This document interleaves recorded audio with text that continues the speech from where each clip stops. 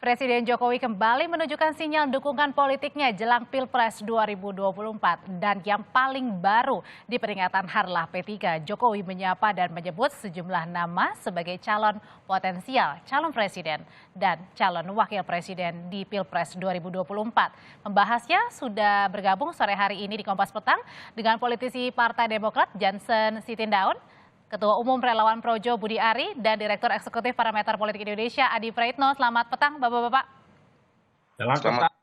Selamat sore, selamat petang. Ya, saya mau ke Pak Budi dulu. Pak Budi, jadi Anda sudah mendukung Pak Jokowi sejak tahun 2014. Jadi kira-kira nih menakar dukungan yang mana sih Pak Jokowi ini ke 2024, Pak Budi? Ya, semua anak bangsa kan diberi kesempatan. Sinyal atau statement Pak Presiden dalam berbagai kesempatan itu kan menunjukkan bahwa Presiden terbuka. Siapapun anak bangsa yang terbaik dan dipilih rakyat akan berhak menjadi presiden berikutnya, begitu loh. Jadi soal preferensi tertentu ya belumlah menurut saya, gitu. Bahwa artinya Presiden tidak menghalangi siapapun untuk maju sebagai capres di kontestasi 2024 ke depan, begitu Mbak. Oke, kalau semuanya calon potensial disebutkan oleh Pak Jokowi, termasuk ada nama Mas Ahaye yang disebutkan dalam Harlah P3 kemarin, seberapa keuntungan sih yang nanti didapatkan Partai Demokrat? Pak Jokowi menyebut nama Mas Ahaye sebagai kader potensial. Usai jeda kami akan membahasnya. Tahan dulu Bang Jansen, tetaplah bersama kami. Langsung saya ke Bang Jansen dari Partai Demokrat. Bang Jansen, ini seberapa besar sih keuntungan yang didapatkan oleh Partai Demokrat? Karena pertama kali Pak Jokowi menyebut nama Mas Ahaye sebagai potensial dalam Pilpres 2024. Jadi gini ya, di luar soal menyebut nama Mas Ahaye di acara perayaan 50 tahun P3, yang paling penting sebenarnya kalau kita kaitkan dengan beberapa isu kontemporer 1 atau 2 tahun belakangan ini adalah yang pertama itu soal pemilu reguler gitu ya, itu akan dilaksanakan sesuai dengan waktunya gitu. Jadi pemilu tidak akan ditunda, itu yang penting dulu yang pertama tuh. Karena perdebatan dan diskusi kita 2 tahun terakhir di ruang publik kan terkait itu. Jadi apa tidak pemilu reguler ini kan itu dia. Yang kedua tuh soal kedaulatan partai. Karena kita Partai Demokrat juga ya dalam Rapimnas kemarin kan meminta tuh. Jadi biarlah partai itu berdaulat, imparsial begitu, menentukan kandidat calon presiden, wakil presidennya sendiri. Dan hari ini Pak Jokowi di acara Kongres P3 kemarin kan menyebut banyak nama tuh. Itu. Termasuk Mas Ahaye. Ya persis. Termasuk Pak Mahfud MD begitu kan disebut juga tuh. Termasuk Pak Mardiono dan lain-lain begitulah ya. Berapa besar Bang Jansen efeknya untuk Partai Demokrat menyebut nama Mas Ahaye oleh Pak Jokowi? Sehingga kemudian ya kalau kita kaitkan sistem kita ini kan sistem multipartai. Idealnya itu memang ya di sistem multipartai banyak juga kandidatnya, multi kandidat juga begitu. Jadi semoga kemudian apa yang disampaikan oleh Pak Jokowi tadi, kan ini kan kepala negara kita tuh. Beliau hadir di sana kan dalam kapasitas sebagai kepala negara begitulah ya. Jadi pembina partai politik di seluruh Indonesia kan begitu dia. Jadi semoga pengejauhan tahannya nanti lahir juga multi kandidat begitu dari multi partai ini. Jadi kalau soal nama Mas Ahaye disebut, ya tentu kami mengucapkan terima kasih kepada beliau. Oke, saya ke Mas Adi. Mas Adi, kami mengerti kalau misalnya kemarin Pak Jokowi menyebut karena memang kader-kadernya atau calon-calonnya ada di sana semua ya. Tapi kenapa dari belakangan ini Pak Jokowi tidak menyebut sendiri dari kader PD Perjuangan misalnya sebagai yang paling potensial di Pilpres nanti?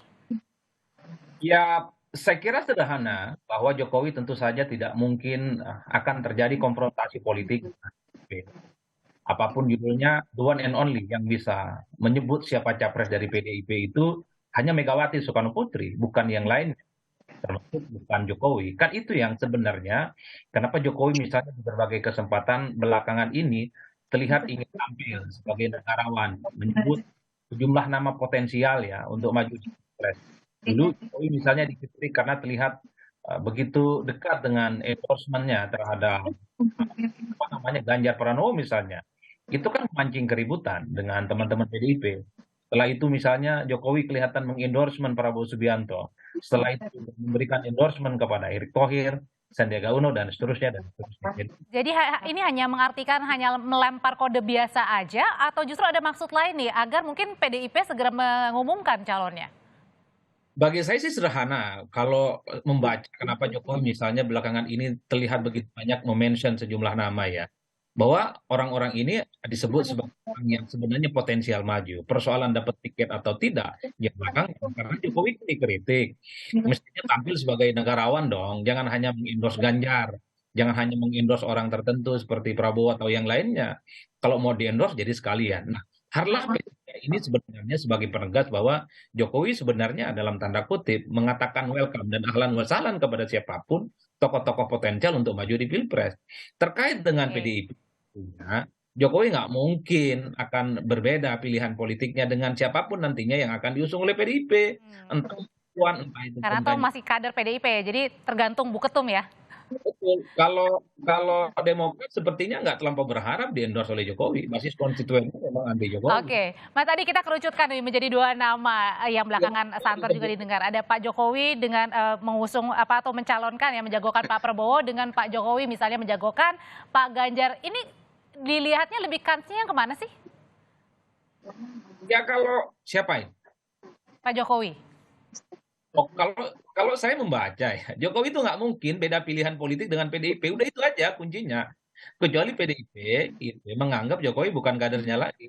Baru kemudian orang menduga-duga ke Prabowo, menduga-duga ke Sandi dan seterusnya dan seterusnya. Nah, udah gitu. Nanti kalau PDIP sudah muncul nama capresnya, entah itu Ganjar Pranowo, entah itu Puan ataupun yang lainnya, saya kira Jokowi sebagai kader PDIP Tulen akan mengikuti taat secara robotik siapapun nantinya yang akan Oke. di-endorse ataupun didukung secara penuh. Dengan satu catatan ya bahwa orang-orang yang akan bertanding di Pilpres 2024 itu adalah oleh komitmen. Jadi Jokowi sebenarnya nggak terlampau pusing mau endorse siapapun, mau kader PDIP ataupun Prabowo Subianto ataupun yang lainnya. Tapi problemnya kalau kemudian Baik. poros perubahan ini terbentuk, Anies dan AHY misalnya jadi duet, saya kira akan berhitung betul Jokowi itu siapa kira-kira the end of the day-nya akan diputuskan untuk maju berduet di Pilpres. Ganjar kah, Prabowo kah, atau yang lainnya. Oke, saya mau ke Pak Budi. Pak Budi sebenarnya siapa sih yang dijagokan oleh loyalisnya Pak Jokowi ini lebih kemana? Pronya kemana nih? Begini, sesuai dengan perintah Pak Jokowi ketika Rakernas 5 Projo bulan Mei tahun 2022, kan sudah jelas. Sang pertama perintahnya ojo ke susu, yang kedua tolong dengar dan serap lagi aspirasi dan keinginan rakyat.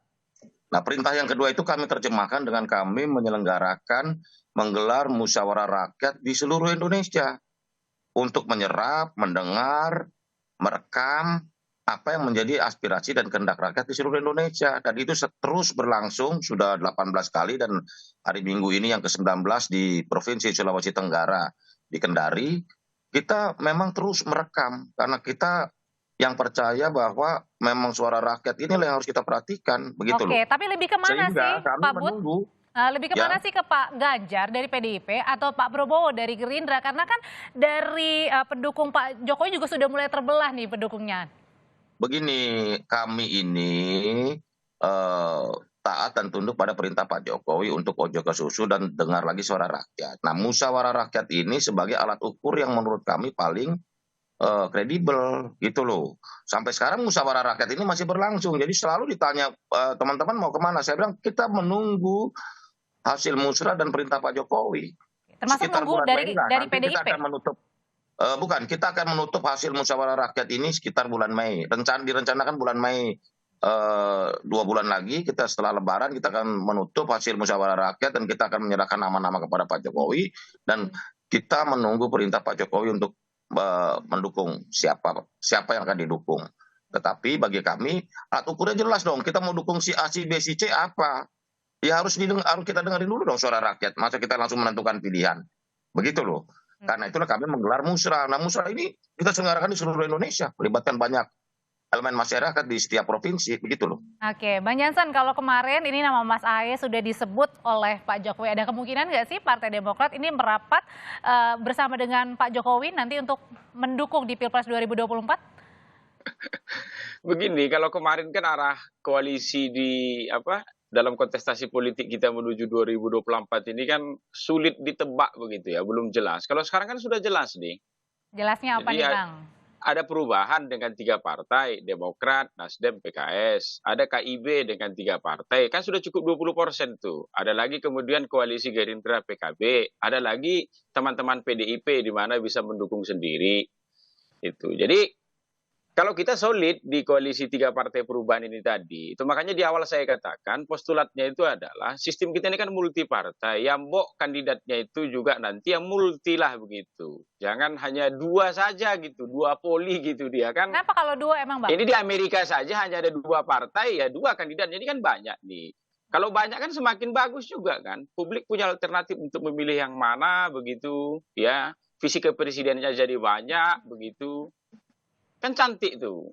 Tapi itu makanya kenapa makanya, harus lebih dari 2 Bang kalau dari Demokrat? Kan lebih bagus, kan lebih baik. Nah, dulu 2004 tuh 5 kandidatnya. Kemudian turun menjadi 3 2009, pasca itu 2-2 begitu. Kan cantik tuh kalau kemudian kandidat besok nih ya, apalagi kemudian Pak Jokowi di periode terakhirnya begitu ini ya. Kemudian menyelenggarakan pemilu begitu sebagaimana beliau katakan tadi kan kita jaga ya stabilitas politik keamanan begitu. Jadi semakin cantik tuh. Jadi soal-soal kemudian polarisasi dan lain-lain mungkin bisa kita cegah tuh. Kalau besok kandidatnya itu cukup banyak begitu. Dan itu tadi tradisi Pilpres kita ini kan selalu akhir-akhir. Nah, semoga dengan dorongan Pak Jokowi ini tadi begitu, pas ini bulan Februari ini kan 1 tahun sebelum pencoblosan nanti, Februari 2024 begitu, 3 embrio koalisi yang lain itu juga ya segera mempercepat, minimal mengumumkan calon presidennya begitu. Entah itu yang tadi ada disebut oleh Pak Jokowi, ataupun di luar itu.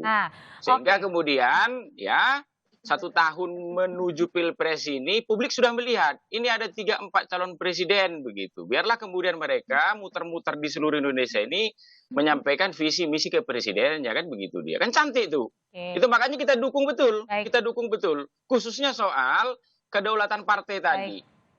Oke, saya ke Mas Adi lagi. Mas Adi, jadi menurut Mas Adi, pandangannya, hitung-hitungannya, kalau nanti pengumuman ini calon-calon potensialnya disebutkan oleh Pak Jokowi nggak? Khususnya untuk PDI Perjuangan. Kemarin sepertinya belum ada calon yang lengkap gitu ya, karena Pak Jokowi menyebutkan bahwa mungkin yang tidak hadir di sini juga menjadi jagoan. Orang kan nebak-nebak, ada Ganjar nggak hadir, Erlangga Hartarto tidak hadir, Puan Maharani tidak hadir, dan seterusnya. Tapi bagi saya membaca sikap politik, Jokowi itu sederhana, Audrey. Jokowi itu kader PDIP, nggak mungkin pisah jalan lah dengan PDIP. Itu saja sih bagi saya. Yang kedua, kenapa muncul nama Prabowo Subianto, Erick Thohir, dan seterusnya. Bayangannya di 2024 itu adalah yang bertanding adalah all president man, atau all Jokowi's man. Jadi bagi Jokowi nggak terlampau pusing gitu ya, apakah itu Ganjar, apakah itu Prabowo, ataukah Puan. Yang penting bagi Jokowi yang menang itu bisa melanjutkan semua legasi politiknya selama 10 tahun yang sudah dilakukan. Itu tadi, beda ceritanya. Kalau perubahan politik yang digagas oleh Demokrat, PKS, dan Nasdem itu terjadi, tentu Jokowi akan berkonklusi pada satu orang, kira-kira siapa yang akan memenangkan pertarungan itu. Apakah 2 poros, 3 poros, apakah 4 poros? Ini kan soal kalkulasi politik. Bang Jansen tentu hitung-hitungan politiknya, kalau calon lebih dari 2 gitu ya, 3 ataupun 4, ya kan porosnya Bang Jansen. Baik, Mas Adi. Terima kasih Direktur Eksekutif Parameter Politik Indonesia, Mas Adi Praitno. Terima kasih juga Ketua Umum Projo, Pak Budi Ari, dan juga politisi Partai Demokrat, Bang Jansen Sitindaun. Sehat selalu Bapak-Bapak, kita ketemu lagi di lain kesempatan.